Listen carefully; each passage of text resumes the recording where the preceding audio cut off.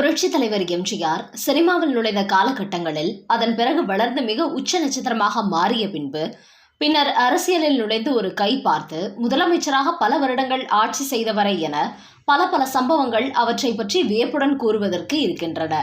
அவற்றை நாம் தொடர்ந்து கூறி வருகிறோம். அதே சமயம் புரட்சித் தலைவர் எம்ஜிஆரின் இளம் பருவம், அவர் அந்த பருவத்துக்கே உரிய இளைஞனாக என்னென்ன அனுபவங்களை சந்தித்தார் என்பதை அவரது ரசிகர்கள் தெரிந்து கொள்ள வேண்டும் என்பதற்காகத்தான் அவரை பற்றிய இளம் பருவ நினைவுகளையும் தொடர்ந்து வீடியோக்களாக கொடுத்து வருகிறோம். ரசிகர்கள் இதுபோன்ற வீடியோக்களுக்கு தொடர்ந்து ஆதரவு தர வேண்டும் என கேட்டுக்கொள்கிறோம். புரட்சித் தலைவர் எம்ஜிஆர் கும்பகோணத்திலிருந்து இடம்பெயர்ந்து சென்னையில் தனது சகோதரர் சக்கரபாணி, தாயார் சத்யபாமா ஆகியோருடன் வடசென்னை பகுதியில் வால்டாக்ஸ் ரோடு ஏரியாவில் குடியிருந்தார். அப்போது அவர் கிட்டத்தட்ட 14-15 வயதான இளைஞன். அவர் குடியிருந்த வீட்டிலேயே இன்னும் 2-3 குடியிருப்புகள் இருந்தன. அப்படி அந்த லைன் வீட்டில் ஒரு இளம் பெண் ஒருத்தி இருந்தாள்.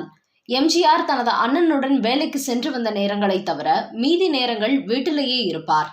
அந்த சமயத்தில் இந்த இளம் பெண்ணை தினசரி ஓரிரு முறை எதர்ச்சியாக பார்க்கும் வாய்ப்பு ஏற்படும். இப்படி ஓரிரு முறை பார்த்தாலும் அந்த வயதிற்கே உரிய குறுகுறுப்புடன் எம்ஜிஆரின் மனதில் அந்த பெண் தன்னிடம் பழக வேண்டும், அவளை தன்னுடையவளாக்க வேண்டும் என்கிற எண்ணம் தோன்றியது. ஆனாலும் அப்போது அவருக்கு தைரியம் குறைவாக இருந்தது. காரணம், தனது தாய்க்கு தெரிந்தால் அவர் கோபக்காரர் என்பதால் மிகப்பெரிய பிரச்சனையாகிவிடும் என்பதால் ஒரு பக்கம் அமைதி காத்தாலும் இன்னொரு பக்கம் அந்த பெண்ணை தன் பக்கம் ஈர்க்கும் முயற்சிகளிலும் இறங்கினார். ஒரு கட்டத்தில் தனியாக சந்திக்க வேண்டும் என்று ஒரு பேப்பரில் எழுதி அந்த பெண்ணின் கையிலேயே திணித்தும் விட்டார் எம்ஜிஆர். ஆனாலும் எதுவும் நடைபெறவில்லை. இது நடந்த சில நாட்களில் எம்ஜிஆர் வசித்த லைன் வீடுகளில் இருந்த ஒரு குடித்தனம் ஒன்று காலி செய்துவிட்டு சென்று விட்டனர். அப்படி காலியாக இருந்த அந்த அறையையும் எம்ஜிஆர் அவர்களை வாடகைக்கு எடுத்துக்கொண்டனர். அந்த அறையில் எம்ஜிஆர் தங்கி இருந்தார். ஒரு நாள் அந்த இளம் பெண்ணின் பாட்டி எம்ஜிஆரின் அம்மாவிடம் அந்த பெண்ணை ஒப்படைத்துவிட்டு உறவினர் வீட்டு விசேஷத்திற்கு செல்வதாக கிளம்பி சென்றுள்ளார். அந்த இளம் பெண்ணின் தாய், அண்ணன் எல்லோரும் வேறு ஊரில் தங்கி இருந்தனர். இது அவர்களுக்கு சொந்த வீடு. இன்று எப்படியும் அந்த பெண்ணிடம் பேசிவிட வேண்டும் என்று எம்ஜிஆர் ரொம்பவே ஆர்வமாக இருந்தார். ஆனால் அந்த பெண் எப்போதும் தன்னுடைய அம்மாவுடனேயே இருந்ததால் எம்ஜிஆரால் அந்த பக்கமே போக முடியவில்லை. அன்று இரவு தனது அறையின் கதவை திறந்து வைத்து படுத்திருந்தார் எம்ஜிஆர். அவர் நினைத்தது போலவே அந்த பெண்ணும் அந்த நேரத்தில் அங்கே வந்தாள்.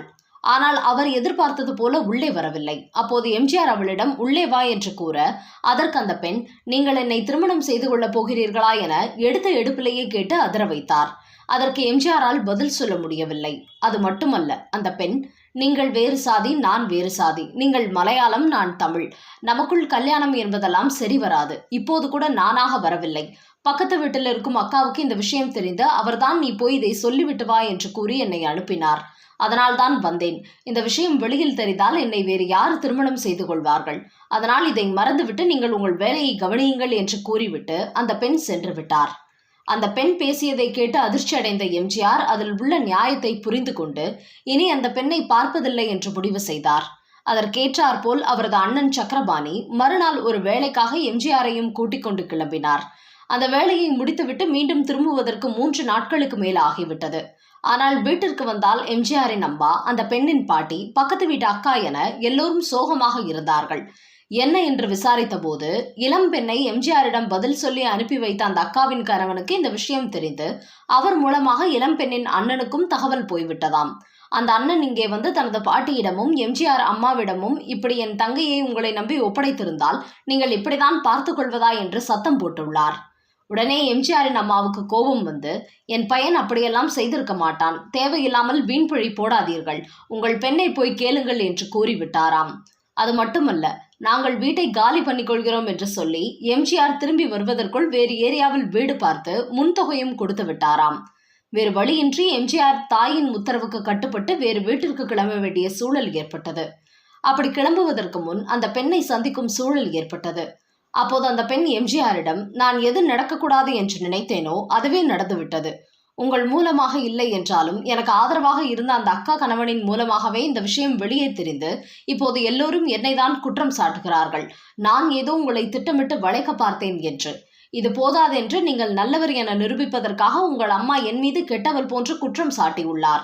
இதனை கேட்டு என் வீட்டினர் என்னை திட்டுகிறார்கள். உங்களுக்கு உங்கள் அம்மா நல்லவராகவே இருந்துவிட்டு போகட்டும். நான் உங்களை பொறுத்தவரை கெட்டவளாகவே இருந்துவிட்டு போகிறேன்.